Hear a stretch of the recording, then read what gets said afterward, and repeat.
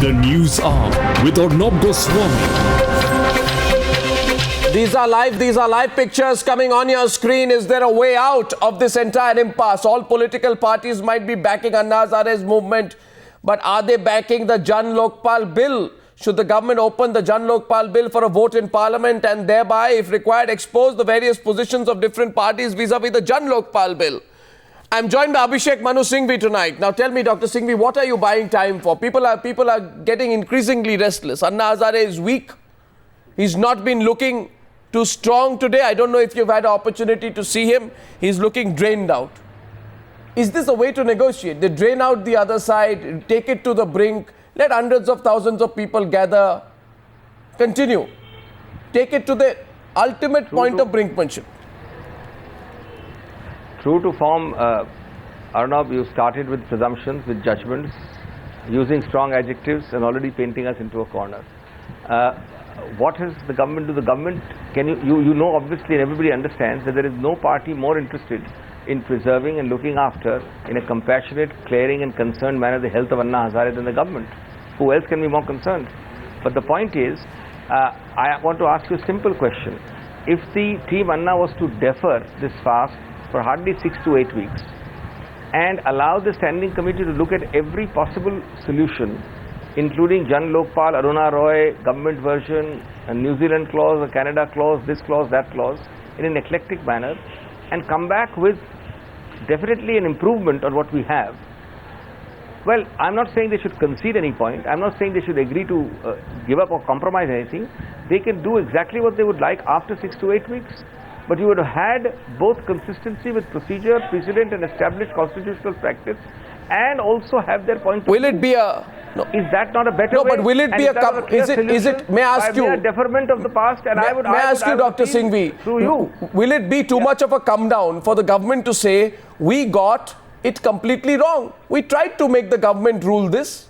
We tried to dominate the selection process, the search committee, the removal process, the jurisdiction. We wanted to have an agency that we could control. The people questioned it, and hence we are willing to reopen the debate. Why is it so difficult to acknowledge that and make that the starting point of a dialogue? I think the government, unlike many other voices I'm hearing, is the first to concede that the draft they've sent to us is not, does not have infallibility or perfection.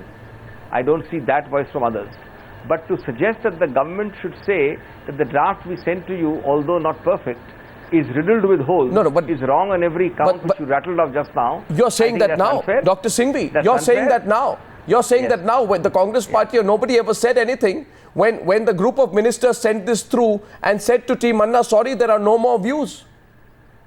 There are no more views which will be entertained. Arnab, let me ask you, first of all, Arnab, let me ask you, what is the relevance of your raking of the past except to create a confrontation now? What is the relevance of that? No, because acknowledging the mistakes of a past is setting the right step towards the future. Every possible view. Today, the government is inviting every possible view, including Team Anna's view and other views. It is giving a very reasonable time schedule. I am confident that my committee will rise to the occasion and do something for which 6 to 9 months are routinely taken, less than 8 weeks or 10 weeks. Okay, here we... Then what is the problem? Why should we keep hearkening to the past? I want to take responses in. Abhishek Manu Singhvi, I want to get responses in. First, I want to take in Ravi Shankar Prasad. Mr. Ravi Shankar Prasad, you heard the government point of view. It takes time. It takes time. First of all, I don't know Abhishek is appearing as a spokesperson of the Congress or the Standing Committee Chairman or the representative of the government. I don't know his status. Or as a valued colleague in the Parliament. Now you rightly raise a very important issue, how you go about dealing with the whole situation. Now let me ask a question. Anna ji was called almost like a corrupt thief by one of the Congress spokespersons. Has the Congress openly disowned it? He was arrested and put in Tihar jail, painted as a villain by the Congress ministers. And the evening all the conditions were removed. Has the government said, sorry, it was wrong? There are ways of handling things. Today I saw a government minister telling on the channel that you want to discuss with a gun at our forehead. A senior minister said that this Anna team is acting as a legislature. A minister said in Himachal Pradesh that even bandar ka damru madari bajata hai to bhid jut jati hai. What kind of language are you using? Okay, now yes. That's very important. Okay. You cannot wish away. Is that Therefore, I'm relevant telling you, what is the approach of the government? approach? Okay, let It's him not respond. sure. Let him respond. I'm getting others then. Yes, approach of the government. Apologize for what has been done wrong in the hope- past, and then begin. Arnav, I hope you will allow me to answer without Sure, interruption, and I please. hope Mr. Ravi Shankar Prasad will not interrupt, because I want to answer him back in the same words in which he has used. Mr. Ravi Shankar Prasad is obviously interested in fishing in troubled waters, pouring oil and conflagrating, not consensualizing something. His party, that is. I'm not talking of him personally, obviously. Now, let me tell you why. Let me ask 2 or 3 simple questions of the BJP, and I can guarantee you that you will be met with adjectives and abuse against the Congress, but eloquent silence as far as my very specific questions are concerned. And that will prove to you and your viewers that the BJP is being opportunistic, hypocritical, full of double standards, doesn't want to have any solution, but wants to keep the pot boiling. Let me ask that question number 1. Forget the Lokpal bill in future. As a matter of principle, is the BJP ready to have joint drafting committees for every bill where civil society is interested? These are all capable of yes and no answers. Number 2 is very important. After a bill is presented in Parliament by a hypothetical BJP government, which doesn't seem to be coming to power in the near future, is it prepared to be told deadlines, to be told that there should be no standing committee, and more importantly to be told on an indefinite fast that you please introduce an alternative version and withdraw your version? As a matter of constitutional principle and practice for the future, let the BJP answer that. If the answer to that is not yes, or if it is silence or fudging or avoiding the issue, then it is obvious that the BJP has no solution. They want to keep on adding oil and increasing the fires. Okay, yeah, I'm getting a rebut. Yeah, he's rebutting you, and then I'm going to swap on. Yes, Ravi Shankar Prasad, respond. Though I don't want to make it a partisan debate, do respond. I think my friend Abhishek and his party is in a mess. I can understand his anger. But I could have really appreciated that when the country is really angry on corruption, at least the highly legalist argument would have been avoided today. I don't want to join that debate. I have enough to respond to. I am not subjecting myself to cross-examination of an eminent lawyer, Abhishek Manu Singhvi. No, I am not. Abhishek, if our government would have been in power and they will come back, people wishing, we would not have mismanaged as we have mismanaged today. That's a simple reply. Arnav. Again, I see the same kind of... Please, Abhishek, just a minute. Abhishek, please wait. This kind of smugness and arrogance is the problem of this government. I always thought that Abhishek is an exception to that. To the line of Kapil Sibbals and the Manish Tiwaris and the Chidambarams and the Ambika Sonis. But I regret to say even Abhishek is talking the same language. My good friend Abhishek Manu Singhvi, kindly understand the anger of the people of the country. That's what I'm trying to say. Okay. Let us jointly find a way out. Arnav, have you tried to reach the opposition? Have you No, sought this for is a consensus? No, this Never. is not. Arnav, No, this is not a. Let's not creep over that. This is not. I want to keep coming back to the only issue. Only issue tonight. No, one second, gentlemen. Your only issue tonight. One sec only, Arnav. No, you will keep debating with each other. Arnav, Yeah. very quickly.